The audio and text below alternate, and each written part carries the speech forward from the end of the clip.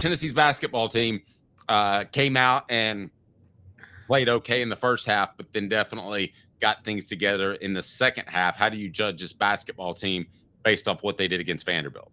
They were very, very, very lazy. Here's what happened with Tennessee and Vanderbilt. Don't freak out about how close the game was. Tennessee has a week off. It was their first game all year. Dave, here's a stat for you when they played Vanderbilt. It was their first game all year against an SEC team that wasn't ranked or on the road. It was their first home game against an unranked SEC team. That's how brutal their schedule's been. They were happy about the break. They've got this full week off now, kind of a mini bye because they don't play this week until Saturday. They were thrilled about that. I just think they decided to start their break a little early, and Vanderbilt built a 16-point lead in the first half because they started that break a little early, and then they decided, oh, well, we got to actually play for the second half to win. If we had to play if we want to win this game and go into the break. This is not an elite program to be able to do that. Yeah, but that's, I mean, it was mentally. Like when John Calipari's teams did that, I would say to myself, well, if they turn it on, I mean, they got 7 NBA players. But this team's not that good to do that. They need to get better every time they step on the floor. No, I mean, I'm with you, but it was, they were playing Vanderbilt at home. I think they were so sure this was going to be a win, and they were ready for their break. Look, this was it does speak to their mentality, but it's also hard to it was a 1:00 tip-off, and they probably just really I don't think they really wanted to play this game. And maybe that speaks to them that, it's one of your few opportunities to play basketball, but they fell behind 44-31 at halftime, and they had to really fight back to win this game. Now, I'm going to give credit.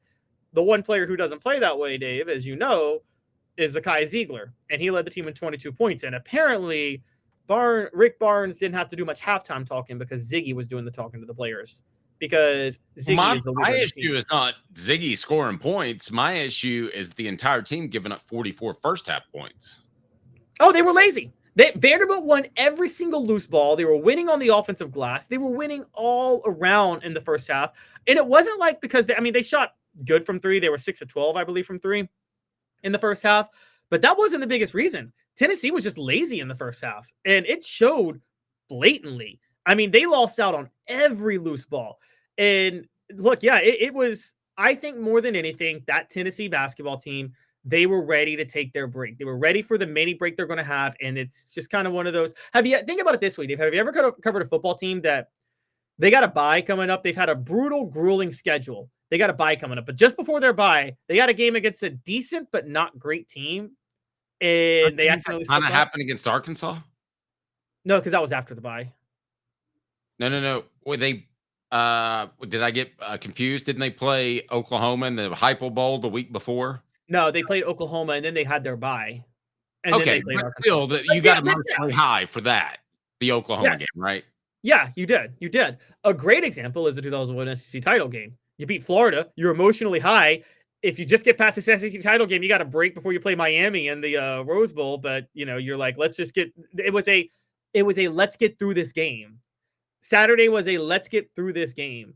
And, and by the way, they did find new ways to score, to their credit. They dropped 81 points. But yeah, it was a lazy scenario. So what you're saying, and I guess this is the question, you think it's a red flag that this Tennessee team is prone to laziness in certain moments like that?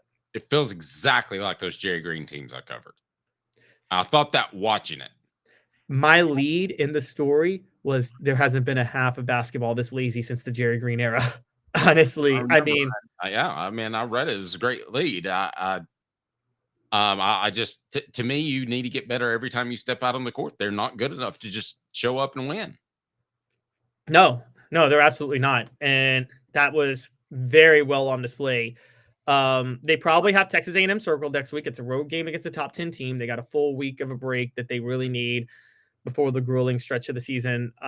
Maybe I was wrong. After what I saw with them on Saturday, you guys might be right. Low management might not work. Because if you take them out, they may not ever get into the rhythm to come back in. Because that's what it looked like on Saturday. Let's take a look at some projections because we're already mid-February. So where is Tennessee projected to go in the NCAA tournament? The show represented by Banks & Jones, Tennessee's trial attorney, banksandjones.com. Why Banks & Jones? Well, it's because they're Tennessee's trial attorney. You can play to win with Banks & Jones because they'll go to trial. You've heard of other lawyers. They say they'll go to trial and fight for you. They won't. They just want to settle. That's the easiest way out. Well, that's not Banks & Jones, led by T. Scott Jones. They won't settle. They'll go to trial for you. Tennessee's trial attorney. They play to win. Truly, Tennessee's trial attorney when it comes to criminal defense or personal injury. Why settle? It's Banks & Jones. T. Scott. Okay, Jerry Palm is one that I've followed for quite a long time, and he has Tennessee as a 2 seed. I would be surprised if Tennessee's a 2 seed or higher, a 2 or a 1. I mean, you would be surprised if they're. I wouldn't be surprised if they're 2. I still think they're projected. I mean, as a matter of fact, the Super 16 they give their official early. The selection committee gave their official early projections last Saturday, and Tennessee was a 2 seed in that. So they're favored to get a 2 seed right now. Now, if they play like they did against Vanderbilt, and they're going to lose a couple more games and they could fall. But I think they're very solidly a 2 seed right now. The question was, could they get a 1 seed? And I understand why they're not at a 1 seed at this moment. But yeah, they're strongly in a 2 seed. But how are they going to do against Texas A&M? How are they going to do against Alabama? That's going to determine whether or not they can get a 1 seed or not. Does any of these bracketologists have them not a 2 seed? A 3 or lower?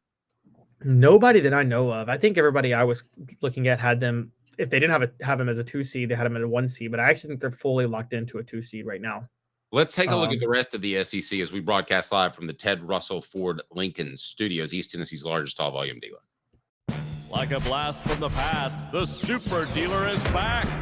Look to the skies, Knoxville.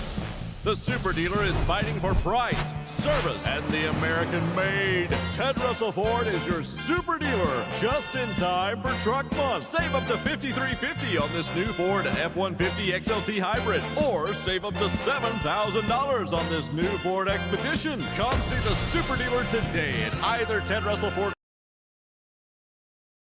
Who do you typically go by, Jerry Palm or someone else? Jerry Palm and Joe Lenardi are my top 2. Okay. So let's take a look first at what Jerry Palm has. Alabama, a number 1 seed. This is out of the SEC, obviously. Auburn, a number 1 seed. That would be in the South. And running down the rest of the rankings, Texas A&M would be a number 2 seed out of the SEC. Tennessee would be a number 2 seed out of the SEC. Then Duke would be the other 1 seed. Florida would be a 1 seed as well. 2 seed Wisconsin in that Duke bracket, and 2 seed Houston in that Duke bracket, 2 seed Wisconsin in the Florida bracket.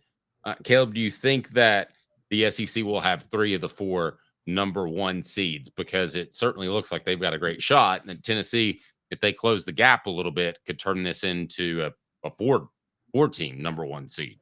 Oh yeah, they're going to have 3 of the 4 number 1 seeds, and they will have 5 of the top 8 seeds also, if things keep going this way. But yes, I think the SEC will, and they could get all 4.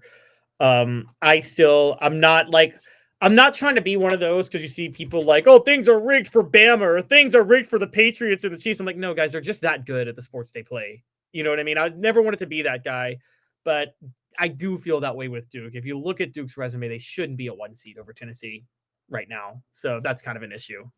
Yeah. I mean, when you have a type of guy like Mike Krzyzewski, you're going to get the carryover for him for a number of years. And you have that program. I mean, I think that Alabama will get some preferential treatment. I was kind of surprised they didn't make the college football playoff last year. I think they'll get some preferential treatment because of their success previously. And I don't know that I necessarily hate that. I mean, I'm not a fan of it, but that's just me. I'm not a fan of it at all. I think that it should be based on what you actually do in a season. And I think Tennessee has earned a number 1 seed to this point over Duke. Things could change, but to me, Duke's very clearly a number 2 seed right now.